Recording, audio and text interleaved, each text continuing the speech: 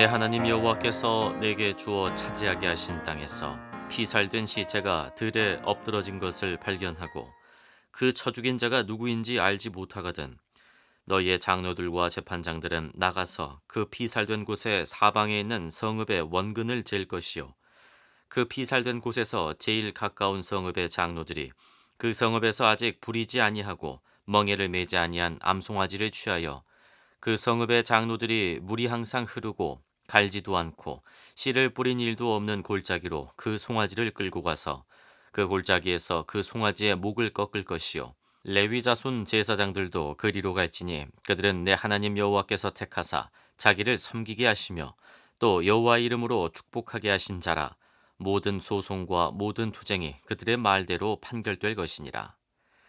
그 피살된 곳에서 제일 가까운 성읍의 모든 장로들은 그 골짜기에서 목을 꺾은 암송아지 위에 손을 씻으며 말하기를 우리의 손이 이 피를 흘리지 아니하였고 우리의 눈이 이것을 보지도 못하였나이다. 여호와여 주께서 속량하신 주의 백성 이스라엘을 사하시고 무죄한 피를 주의 백성 이스라엘 중에 머물러 두지 마옵소서 하면 그 피 흘린 죄가 사함을 받으리니 너는 이와 같이 여호와께서 보시기에 정직한 일을 행하여 무죄한 자의 피 흘린 죄를 너희 중에서 제할지니라. 아멘. 인생을 살아가면서 그 억울한 일을 당해보지 않은 사람은 아마 한 사람도 없을 것 같아요. 물론 그 정도에는 차이가 있을 겁니다. 비기독교적인 사고이고 또 신앙적으로 맞지 않는 드라마가 하나 있습니다. 물론 뭐 많이 있긴 한데 그것은 자신의 죽은 시신을 찾지 못해서 어느 한 곳에 모여 살아가는 이제 사람들의 이야기예요. 그 이야기를 담고 있어요. 그러면서 그 시신들을 이제 찾으면서 그 마을 자체가 없어지는 그런 드라마죠. 이 이름이 미싱이라는 거였어요. 이 드라마가 전하는 이야기는 첫째는 실종자 가족들의 마음의 아픔을 보여주고 있어요. 그리고 두 번째는 실종된 사람들의 답답함 그리고 안타까움 때로는 분노를 이제 보여주기도 합니다. 그러면서 사람들의 억울함을 해소해가는 모습을 통해서 이제 시원함을 이제 느끼게 하죠. 어쩌면 이 시원함이 사람들로 하여금 그 드라마를 보게 하는지도 모르겠다는 생각이 들었어요. 왜냐하면 우리에게는 정도의 차이는 분명히 있지만 저마다 이유를 가진 다양한 억울함이 우리 안에 존재하기 때문입니다. 오늘 본문을 읽으면서 제 안에 들어온 마음은 이유를 알지 못하고 죽임을 당한 사람, 더구나 장례조차 치르지 못하고 버려져 있는 모습이었어요. 이 모습을 보면서 이 본문을 딱 읽으면서 어떤 생각이냐면 첫 번째 들었던 생각은 이걸 어떻게 설교를 하지? 였어요. 그러다 두 번째 들었던 생각이 뭐냐면 이야기한 것처럼 이유를 알지 못하고 죽었는데 장례도 치르지 못한 그 모습을 보면서 이제 억울하다라는 생각이 들었어요. 억울함에 대한 생각이 좀 들었어요. 그러면서 이제 말씀을 읽다 보니까 2절부터 5절에 보면 하나님이 이 억울함을 당한 그러니까 누가 죽인지도 모르는 그리고 그냥 그 자체가 그냥 방치되어 있는 그 모습을 가지고 있는 그 시신의 모습을 보면서 이 사람들이 가지고 있는 억울함 본인들은 가지고 있겠지만 오늘 그 일을 해야 되는 이스라엘 백성들에게는 사실 그런 마음은 없죠. 그런데 이스라엘 백성들에게 그들의 이 억울함을 풀어주기 위한 하나의 방법으로 하나님이 제시하는 것이 그 2절부터 5절 말씀이거든요. 우리 다시 한번 2절부터 5절을 한번 읽어보겠습니다. 시작. 너희의 장로들과 재판장들은 나가서 그 피살된 곳의 사방에 있는 성읍의 원권을 잴 것이요 그 피살된 곳에서 제일 가까운 성읍의 장로들이 그 성읍에서 아직 부리지 아니하고 멍에를 매지 아니한 암송아지를 취하여 그 그 성읍의 장로들이 물이 항상 흐르고 갈지도 않고 씨를 뿌린 일도 없는 골짜기로 그 송아지를 끌고 가서 그 골짜기에서 그 송아지의 목을 꺾을 것이요 레위 자손 제사장들도 그리로 갈지니 그들은 내 하나님 여호와께서 택하사 자기를 섬기게 하시며 또 여호와 이름으로 축복하게 하신 자라. 모든 소송과 모든 투쟁이 그들의 말대로 판결될 것이니라. 아멘. 근데 그런 생각도 있잖아요. 굳이 왜 무덤도 만들지 못한 시체, 그냥 길에 널브러져 있는 그 시체를 굳이 이스라엘 백성들에게 하나님이 장례를 치르게 하셨을까?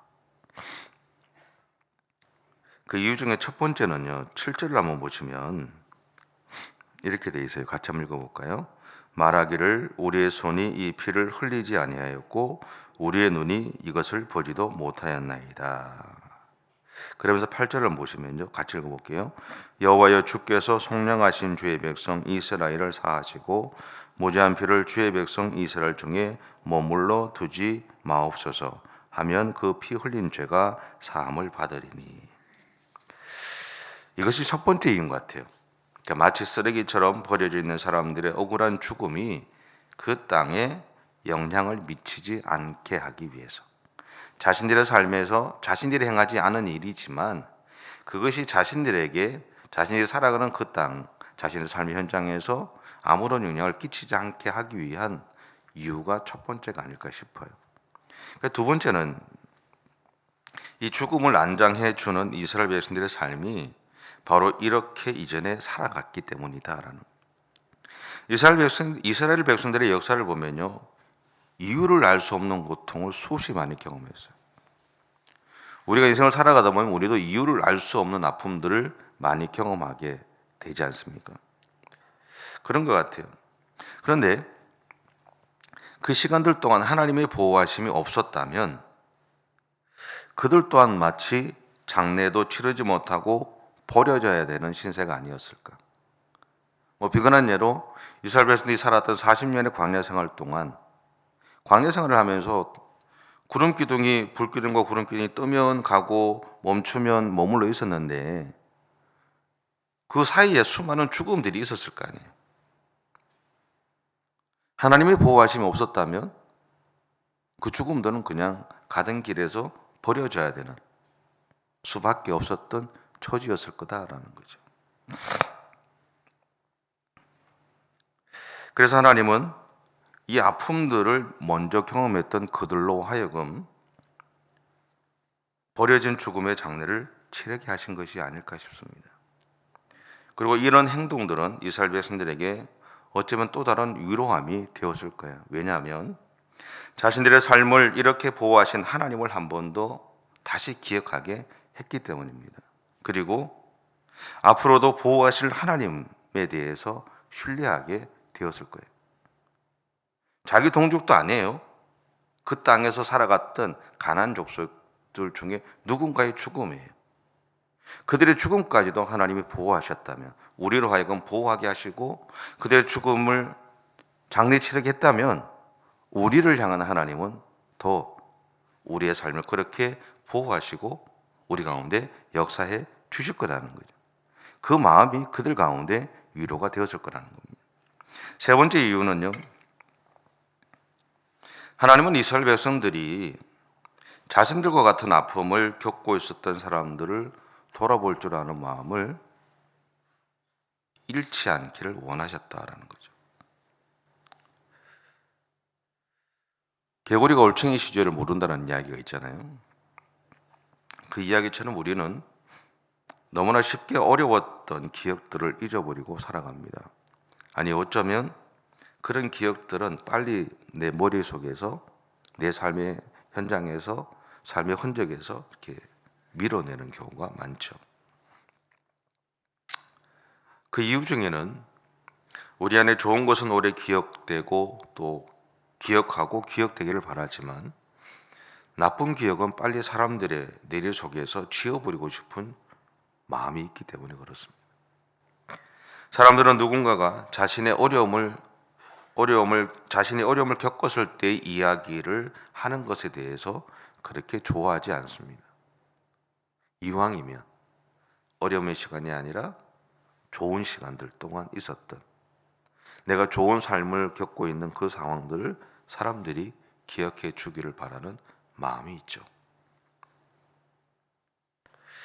물론 예전에 어려움들을 되새길 필요는 없습니다. 하지만 그 어려움의 시간 동안 나와 함께 하신 하나님을 잊어서는 안 되죠. 어려움의 삶을 다시 돌아갈 필요도 없고 그것을 늘 되새기며 살아갈 필요는 없지만, 그 어려움의 시간 동안 나와 함께 해주셨던 하나님, 나로 하여금 그 어려움의 시간들을 이겨내게 하셨던 하나님, 그 모든 과정들 속에서 나와 함께 해주셨던 하나님에 대해서 하나님은 우리가 기억하기를 원하신다라는 거죠. 오늘 본문의 이야기를 이렇게 정리를 하면서 그런 생각이 들었어요. 오늘 본문의 이야기를 통해서 하나님이 이야기하시는 게 뭘까? 하나님이 우리에게 바라시는 것이 있다는 거죠. 그것은 우리가 하나님을 기억하고 살아가기를 원하신다는 겁니다.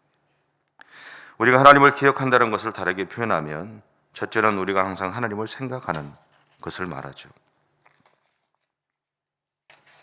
그리고 둘째는 우리가 하나님의 말씀을 가까이 한다는 것을 의미합니다. 셋째는 우리 안에서 하나님과의 교제가 지속되고 있다는 것을 말합니다. 넷째는 오늘 나의 삶의 현장에서 하나님의 일하심이 있다는 것을 의미하죠. 다섯째는 우리가 하나님을 사랑하고 있다라는 것. 하나님은 우리가 이렇게 항상 하나님에 대해서 생각하고 그분의 사랑과 일하심을 기억하며 살아가기를 원하십니다. 그래서 오늘 본문의 이야기는 그런 우리가 하나님을 기억하기를 원하시는 하나님의 또 다른 모습이고, 또 우리를 위로하시고 우리와 함께 해주시는 하나님을 향해서 하나님을 소망하기를 원하시는 하나님의 마음이 그 가운데 깔려 있다는 것이죠.